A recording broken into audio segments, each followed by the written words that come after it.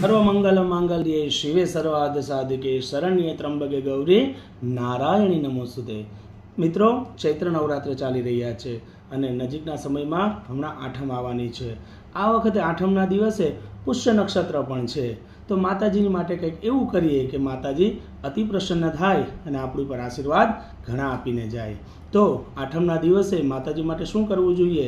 તો જો નવરાત્ર દરમિયાન આપણે ચંડીપાઠ કરતા હોઈએ તો તે દિવસે યજ્ઞ કરવો જોઈએ, અને જો ન કરતા હોય તો તે દિવસે વિશેષ દુર્ગા સપ્તશતીનો પાઠ કરવો જોઈએ અને યજ્ઞ કરી માતાજીને નૈવેદ્ય અર્પણ કરવું જોઈએ।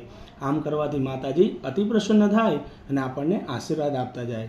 મિત્રો, આખું વર્ષ દરમિયાન માતાજી જો આપણને જમાડતા હોય તો એક દિવસ આપણે માતાજીને અવશ્ય જમાડવા જોઈએ। આવી જ માહિતી માટે અમને લાઈક અને ફોલો કરતા રહો। જય શ્રી કૃષ્ણ, જય મહાદેવ।